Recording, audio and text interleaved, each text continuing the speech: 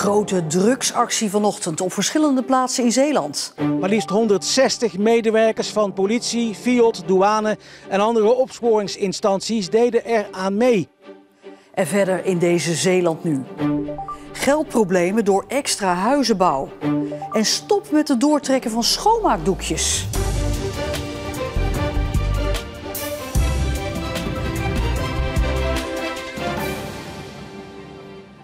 Goedenavond. Een groot onderzoek naar drugshandel onder leiding van het Openbaar Ministerie vanochtend in onze provincie. Op meerdere plekken waren er invallen. En de grootste was bij een bedrijf aan de San Marinoweg in de havens bij Vlissingen-Oost. Het onderzoek ging vanmorgen in alle vroegte van start. Maar liefst 160 medewerkers van politie, FIOD, douane en andere opsporingsinstanties deden er aan mee. Allemaal op zoek naar invoerlijnen van cocaïne vanuit Zuid-Amerika naar de havens van Vlissingen. Ook drugshonden en geldhonden werden ingezet bij het onderzoek.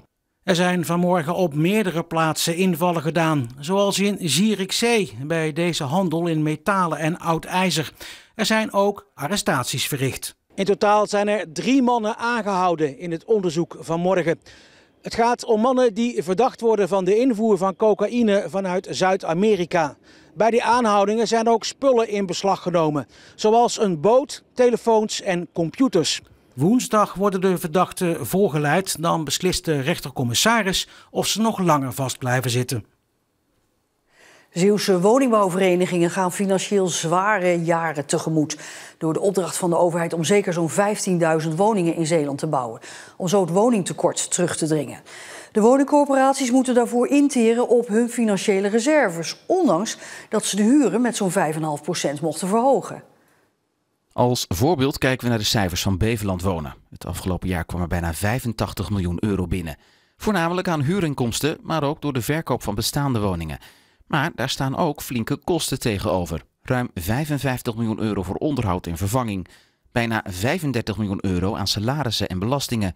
En dan is er nog de woondeal, want er moeten extra woningen komen. Dat kost Beveland Wonen nog eens 10 miljoen euro extra.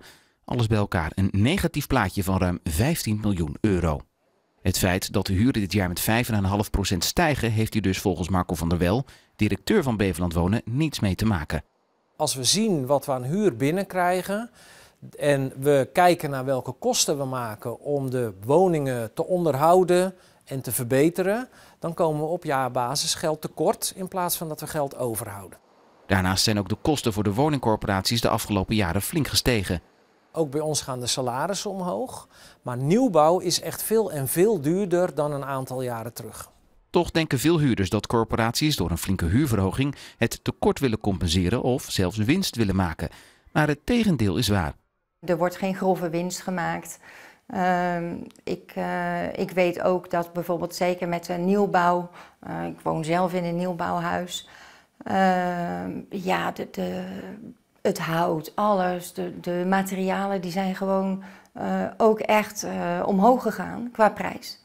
Dus dan is het logisch dat op een gegeven moment dat wij ook meer huur moeten betalen. Het groeiende tekort heeft hoe dan ook grote gevolgen voor corporaties in de toekomst. Op de korte termijn betekent dat we meer moeten lenen om eigenlijk de jaarlijkse tekorten af te kunnen dekken en die investeringen te kunnen blijven doen. Dat kunnen we nog heel even volhouden, maar op de langere termijn, en dan hebben we het over een jaar of 8 ongeveer, komen eigenlijk alle corporaties in Nederland hebben zoveel geleend dat ze daardoor mogelijk in de problemen komen. Want dan is het geld gewoon op. Volgens Van der Wel ligt er dus een taak voor de overheid om de komende jaren het tij te keren. Willen we dit vol kunnen houden, dan zal de overheid uiteindelijk bij moeten springen door bijvoorbeeld de belastingdruk voor corporaties te verlagen. Ja, en in de studio is aangeschoven collega Erik Holm. Nou ja, er wordt een pleidooi gedaan. Hè? De overheid die moet een gebaar gaan maken naar die woningbouwverenigingen. Ja, die discussie die loopt al een aantal jaren. Momenteel wordt er dus ook druk gezocht naar allerlei oplossingen om er juist voor te zorgen dat die woningcorporaties in de toekomst gezond blijven en niet in de problemen geraken. Maar als dat dan niet komt, hè, dat gebaar van die overheid, die maatregelen, wat betekent dat dan voor woningcorporaties? Nou, ik denk niet dat woningcorporaties gaan verdwijnen, want daar hebben ze een veel te belangrijke primaire taak voor. Namelijk het verhuren van zo'n 2,5 miljoen huurhuizen aan mensen met een kleinere portemonnee. Dus de overheid zal hoe dan ook toch linksom of rechtsom over de brug moeten komen. Erik, dankjewel. De nieuwe organisator van het Bevrijdingsfestival in Vlissingen wil het ook volgend jaar organiseren. Dat meldt de stichting Zeeland Bruist. Dit jaar voor het eerst de drijvende kracht achter het festival in Vlissingen. Zeeland Bruist uit Goes nam het over van de failliete organisator Cultuurwerf. Door dat faillissement was het even onduidelijk of er dit jaar überhaupt een bevrijdingsfestival in Vlissingen zou zijn. Er kwamen dit jaar 30.000 tot 35.000 bezoekers naar het bevrijdingsfestival. En Zeeland Bruist is ook bekend als organisator van onder meer Beach Boom. Verbazing in Cadzand over de verkoop van een recreatiewoning waarvan de vraagprijs 8 miljoen euro was. Het gaat om dit penthouse in Cadzand-Bad. Waarvoor het uiteindelijk verkocht is, wil de makelaar niet zeggen, maar het is volgens haar de duurste recreatiewoning ooit in Nederland. Ik zou mijn huiswerk nog eens goed moeten doen, maar ik denk dat het een unieke verkoop is geweest, ja. Voor heel Nederland? Ik denk het wel. Het is echt voor de hele rijke mensen aan het worden. Hè. Hier? Ja, de mooie plaatjes met mooi uitzicht alleen voor, ja. Maar er zijn nog campings ook. Hè. Je krijgt een mooi appartement van 281 vierkante meter aan woonoppervlak, 4 slaapkamers en verschillende badkamers. En een heel groot terras met uitzicht op het strandpaviljoen van 165 vierkante meter. Dat is het mooiste wat ik ooit heb gezien. Allee, we verlangen daar niet naar. Nee. Dat is niet op onze bucketlist. De uiteindelijke verkoopsom blijft dus geheim, net als de koper van dit peperdure recreatie-penthouse. Gemiddeld 1 keer per dag raakt ergens in Zeeland het riool verstopt door een prop van reinigingsdoekjes die door de wc zijn gespoeld. Die storingen kosten zo'n 1 miljoen euro per jaar, kosten die u en ik uiteindelijk moeten betalen. Dus hou het bij wc-papier, luidt de oproep van het Zeeuwse waterschap Scheldestromen. Hoe komt het toch dat mensen hun poep en plas niet alleen met wc-papier, maar ook met reinigingsdoekjes wegspoelen? Nou, het zorgt er in Zeeland in ieder geval voor dat het waterschap bijna elke dag een storing heeft door die doorgespoelde reinigingsdoekjes. Er zijn ongeveer een 342 in 2023 geweest, dus dat is bijna elke dag 1 verstopping per dag. En dat kost tijd en geld. We staan hier in de pompenruimte van rioolgemaal Soeburg. Nou, als een van die pompen verstopt raakt, dan raakt hij in storing, omdat mechanisch raakt hij overbelast. En moet een operator hier ter plaatse komen om de pomp om het vuil eruit te halen. Ze zijn er vaak toch al 2 tot 3 uur mee bezig om het te doen. Nou, en als je het dan uitrekent, kost ook zoiets, dat is zonder vervangingskosten, maar gewoon het werk aan zich toch ook al 2.000 tot 3.000 euro per keer.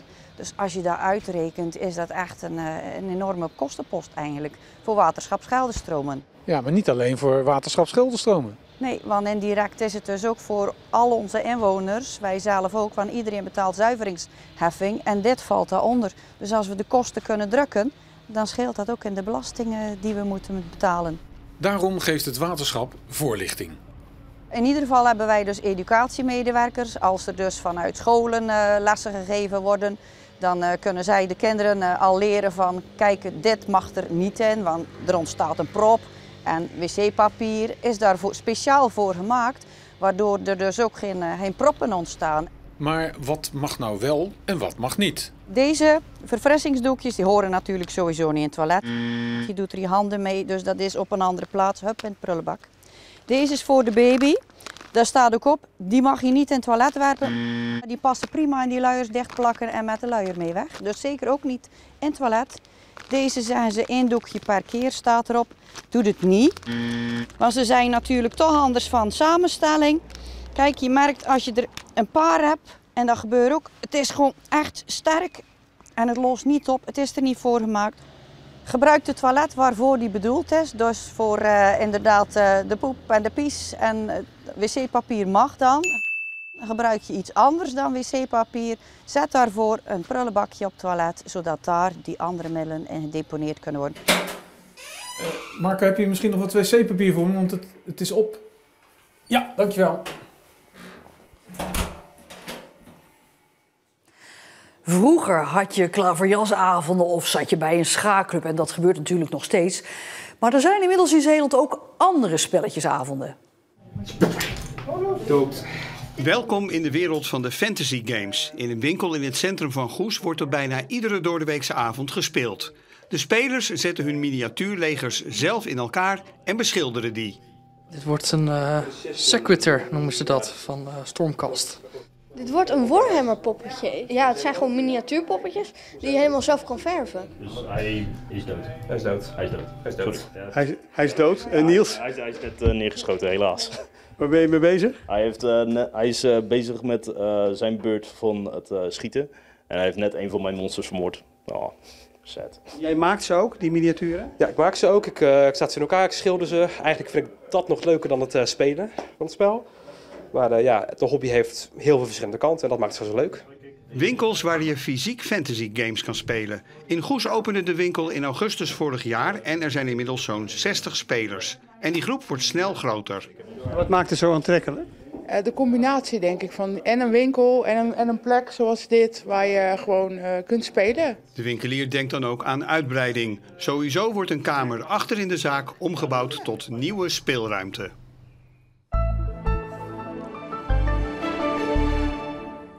De dag begon al bewolkt en in de loop van de middag vielen er ook weer wat buien in Zeeland. Morgen belooft een droge dag te worden en dat blijft zo de rest van de week. En het wordt ook de rest van de week wat warmer. Ja, meer nieuws op onze site en op de app. Lees daar alles ook over pratende koeien. En dat is geen grap. Wat wil die nou? Nou, meestal als we met die poort bezig zijn, dan komt er een tochtige koe zijn kant op. En dan mag hij daar even een paar uur mee spelen. Daar heeft hij nou ook wel zin in. Dus vandaar dat hij nou geluid maakt. Hij wil gewoon wel even van Bill. Eigenlijk wel, ja. En tot zover deze Zeeland Nu. Nog een hele fijne avond en tot morgen.